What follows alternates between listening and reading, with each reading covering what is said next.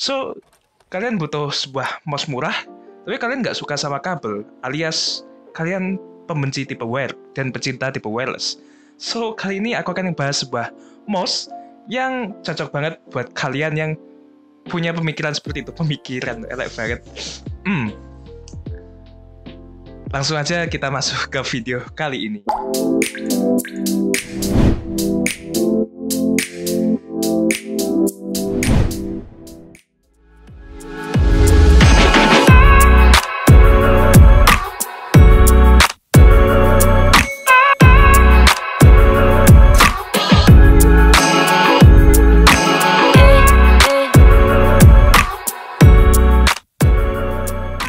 Sorry banget kalau video ini backlight biru banget gitu ya, karena ini kondisinya di kamar kos saya gitu, nggak di tempat yang biasanya kita review.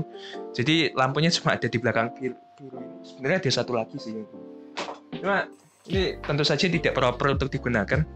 Backlight nggak sih? Ya, tambah backlight. Jadi mohon maaf atas ketidaknyamanannya dalam video ini, karena bahwa lighting di sini sangat sulit, kamar ini sempit. Tapi semoga kalian bisa menikmati video ini dan informasi tentang mouse ini bakal tersampaikan dengan baik. Oke, selamat menonton. So, hai, aku J, dan di video kali ini aku akan membahas sebuah mouse dari Dario yang bisa kalian lihat di sebelah kiriku ini. Si kecil berwarna pink ini yaitu mouse dari Dario dengan tipe seri EM901.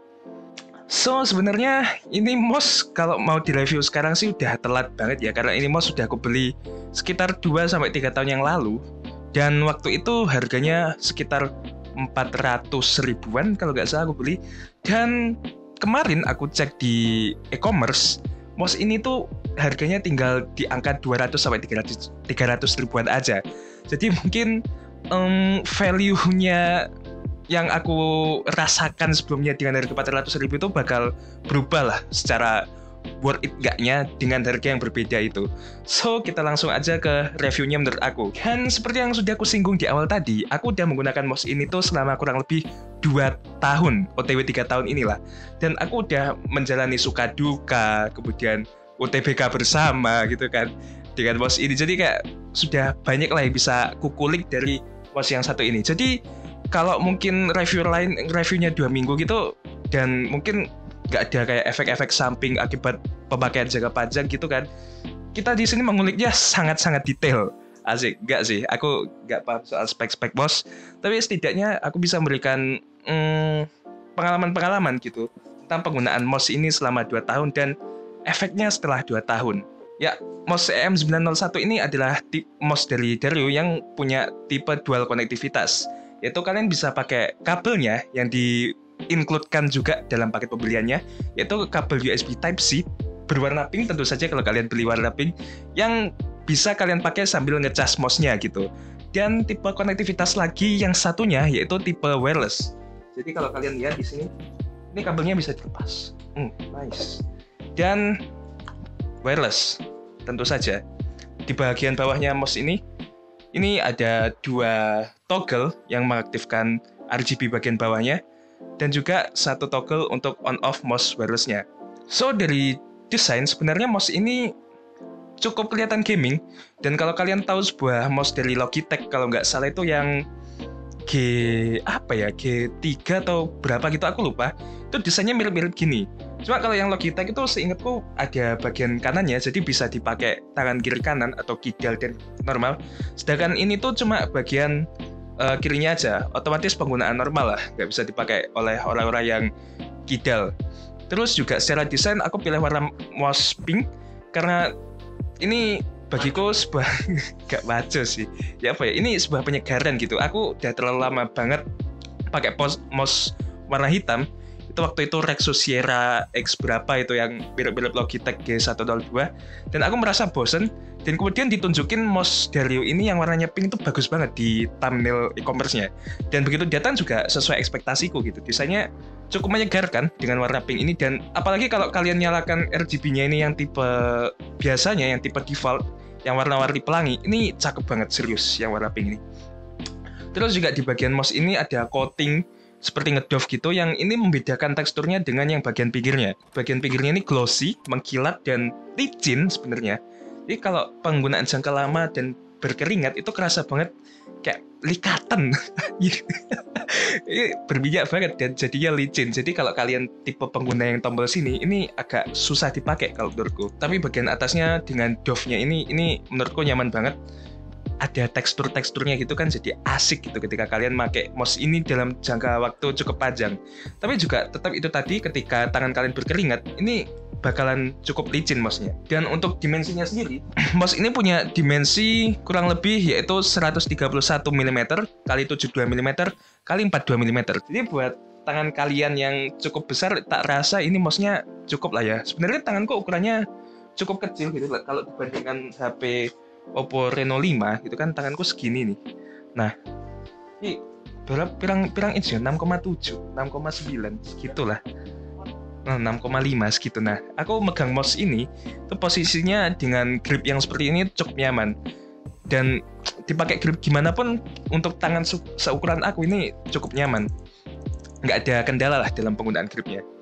Kemudian juga di bagian desain, bagian bawah sudah aku jelaskan tadi ada 2 toggle yang menurutku ini sangat susah untuk digunakan. Maksudku, men, kau kasih toggle dan cuma kecil dan ke dalam gini kayak perlu effort tau untuk menyalakan dan mematikannya. Dan ini kerasa cukup ringkih sebenarnya. Jadi waktu awal-awal beli aku agak takut ini bakal patah atau kenapa-kenapa. Cuma untungnya selama 2 tahun ini tetap normal, tetap bisa berjalan. Selanjutnya juga di bagian desain ini ada pengatur DPI yang bisa kalian lihat di sini. Ini bentuknya itu kayak apa ya? Saklar atas bawah gitu. Jadi kalau kalian biasa menemukan mouse itu DPI-nya klik-klikan, ini tuh tipenya yang ke atas bawah gini. Jadi kalau kalian mau naikin DPS-nya kalian geser ke atas. Kalau kalian mau turunin, geser ke bawah. Kurang lebih begitu. So, di atas DPI toggle juga tentu saja ada scroll wheel yang menurutku feel-nya cukup enak. Cuma waktu pertama kali dipakai atau pertama kali datang, scroll wheel-nya ini cukup keras sih. Dan sekarang setelah 2 tahun pemakaian sangat ringan, sangat enteng dan nice banget sih. Oke. Dan secara build quality, 400.000 kurasa build quality-nya kurang banget. Kalian entah ya ini karena produk yang ku dapat aja atau mungkin secara umum seperti ini kerasa ringkih banget mouse-nya. Jadi dengerin, ini ada kayak kerit-kerit ini. Dan kalau kalian lihat mungkin nanti di viral ini bagian pinggirnya itu ada semacam rongga yang tipis menandakan kalau bautnya itu nggak terpasang dengan sempurna nih. Kalau kalian lihat di bagian USB ini agak renggang. Nah, ini menunjukkan kalau di waktu itu sih 400.000 itu terasa cukup mahal buat mouse ini, utamanya di build quality itu tadi. Namun ya selama pemakaian 2 tahun, jatuh berkali-kali, pemakaian yang cukup keras, mouse ini ternyata masih bisa bertahan hidup.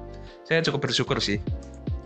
Dan soal DPI tadi, sebenarnya kalau kalian lihat di sini tuh nanti mungkin di viral saja karena ini saya lepas wirelessnya agak trouble mungkin di bagian USB saya.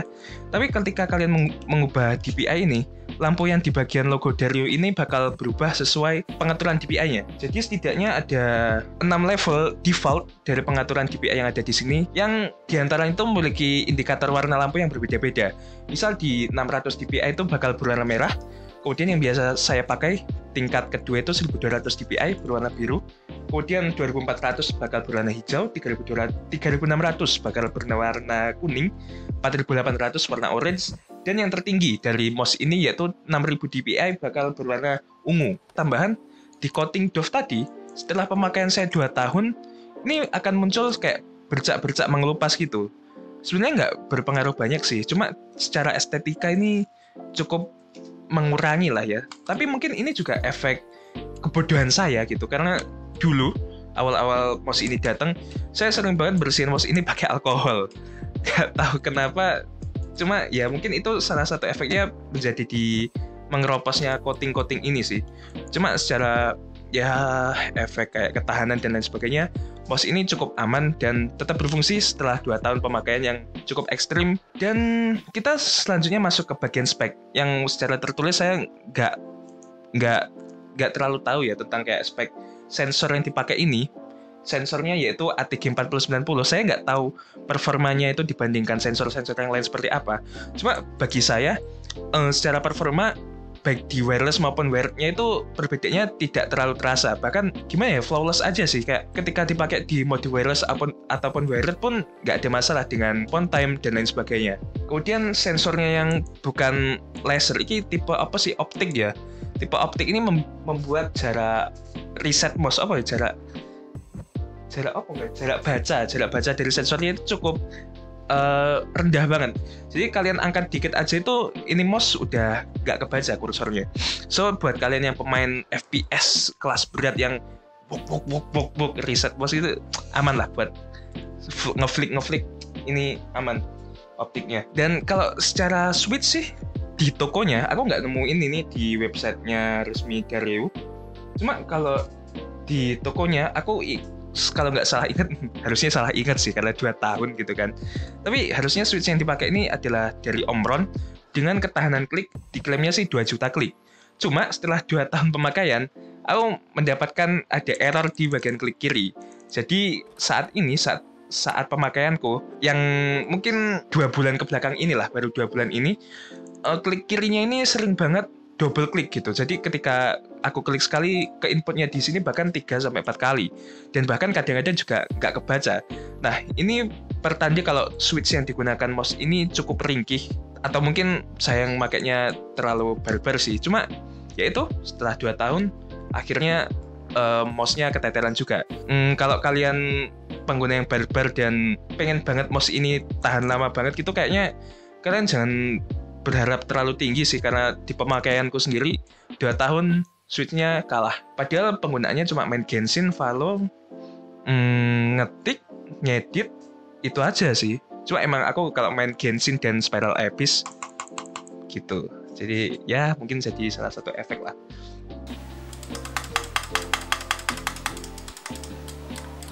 Dan mouse ini juga memiliki kecepatan up to 150 IPS yang aku sendiri nggak paham itu seperti apa. Cuma dari pemakaianku pribadi, penggunaanku pribadi, main Valo ini nggak ada masalah sama sekali. Jadi kayak input lag, response time, dan lain sebagainya, meskipun ku gunakan dalam mode wireless, aku malah merasakan mouse ini sangat enak banget ketika digunakan waktu dalam mode wirelessnya. Karena apa? Kabel yang digunakan ini kabel USB biasa.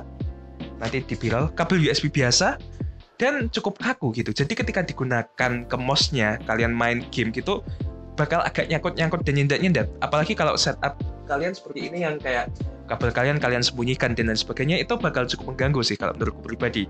Kabelnya kurang fleksibel. Jadi lebih enak untuk digunakan dalam mode wireless-nya. Nah, juga menyangkut ke mode wireless-nya tadi, dongle USB yang dimiliki oleh mouse ini cukup ringkih kalau aku bisa bilang. Jadi dongle-nya itu kecil banget, dan baru 4 atau 5 bulan pemakaian gitu, itu bagian USB yang bagian platnya itu udah mau pengen copot dengan bagian plastiknya yang tempatnya nyimpen board dan lain sebagainya lah, tempat nyimpen modul. Nah, itu waktu aku pertama mengetahui hal tersebut juga agak skeptis sih, kayak ini bisa bertahan lama nggak ya dongle-nya. Cuma setelah 2 tahun pemakaian, lagi-lagi ternyata masih survive. Namun kondisinya sudah cukup meresahkan gitu di bagian dongle-nya. Oh ya, di paket pembelian mouse ini juga include dengan pouch, karena di bagian mouse ini nggak ada tempat untuk menyimpan dongle-nya. Dan juga seperti yang aku sebutkan tadi, mouse ini bisa dicas pakai kabel bawaannya. Jadi mouse ini nggak memerlukan kalian untuk gonta-ganti baterai layaknya Razer yang itu punya Orochi. Nah, Razer Orochi atau mungkin Logitech G304 atau berapa ya sing wireless juga, itu yang harus ganti baterai. Mouse ini nggak perlu ganti baterai, jadi cukup ngecas aja. Dan untuk jangka waktu pemakaiannya, tanpa kalian menyalakan LED yang ada di bagian bawahnya mouse ini, aku tes itu dia bisa bertahan secara pemakaian tuh kurang lebih 48 jam total. Jadi kalau di pemakaianku sendiri tanpa lampu bagian bawah, mouse ini bisa dipakai selama kurang lebih 1 minggu hingga 1,5 minggu. Kurang lebih rata-rata pemakaian itu di 8 jam per hari. Nah, ketika kalian nyalakan lampunya bagian bawah ini, apalagi di bagian yang rainbow defaultnya, itu aku pakai itu bisa benar-benar 24 jam nyala. Maksudnya nyalanya itu bisa sampai 24 jam baterainya bertahan. Jadi kalau di pemakaianku sendiri sih kurang lebih selama 3 hari itu bisa bertahan dengan lampu bagian bawahnya nyala. So itu tadi spesifikasi baterai, klik, dan lain sebagainya. mungkin udah semua ya. Dan kita mau bahas latency, response time, dan lain sebagainya. Kita nggak punya alatnya dan pengalaman yang cukup gitu kan buat bahasnya. Cuma itu tadi, selama pengalamanku 2 tahun, nggak ada isu menurutku pribadi. Secara penggunaan response time dan lain sebagainya nggak ada. Yang jadi isu di MOS ini hanya di build quality dan juga switch yang digunakan, yang mana sekarang sudah ada problem di bagian klik kiri. Namun selain itu nggak ada masalah, dan sebenarnya kalau masih di angka 400 ribuan, aku kurang menyarankan untuk beli mouse ini. Kalian bisa tambah dikit lagi buat upgrade ke Razer or ROG atau ke miliknya Logitech. Meskipun Logitech juga ada isu sih di klik kiri, banyak kasus gitu. Cuma kalian bisa lebih upgrade ke merek yang lebih besar lah, lebih punya banyak pengalaman di bidang mereka. Tapi dengan sekarang yang terakhir ku cek itu harganya 230 sampai 300 ribuan aja, mouse ini menurutku bisa kalian coba lah, bisa kalian beli sebagai mouse utama kalian gitu, karena fitur wirelessnya enak untuk dipakai, terus juga dia itu chargeable, jadi kalian nggak perlu gonta-ganti baterai. Kalian kalau baterainya habis, kalian tinggal colok cas sambil pakai gitu kan, easy, dan no issue. Wirelessnya bahkan cukup kencang dan lain sebagainya. So, kalau disuruh menilai sih, kalau dengan harga 400 ribu bakal aku nilai 3. Tapi kalau dengan harga 230 ribuan sampai 350, ini mouse mungkin layak untuk dapat nilai 4,5 lah. Karena, ini wireless dan sangat oke menurutku. Oh iya, soal bobot. Bobotnya ini cukup berat sih. Kalau kalian pernah lihat videoku yang mouse Fantech sebelumnya, ini mouse ini lebih berat sedikit banget, kurang lebih seberat itulah. Dan ya, kurang lebih semuanya udah aku jelaskan. Kalau kalian suka dengan video kali ini, kalian bisa like dan subscribe. Kalau kalian nggak suka, silahkan beri kritikan yang membangun di kolom komentar di bawah. Dan sekian dulu dari kami. Ya, kita baru mulai review lagi karena kesibukan lain-lain. Yang keyboard juga belum diedit video kemarin. Ya, nantikan aja video-video dari kami. Insya Allah kami akan lebih rajin update kalau ada barangnya, tapi mungkin bakal banyak barang sih. Kita akhir-akhir ini sering suka beli something kayak keyboard yang di belakang ini, meskipun lagi-lagi ketinggalan versinya. Cuma ya, stay tune aja di channel kami, dan terima kasih telah menonton. Bye-bye.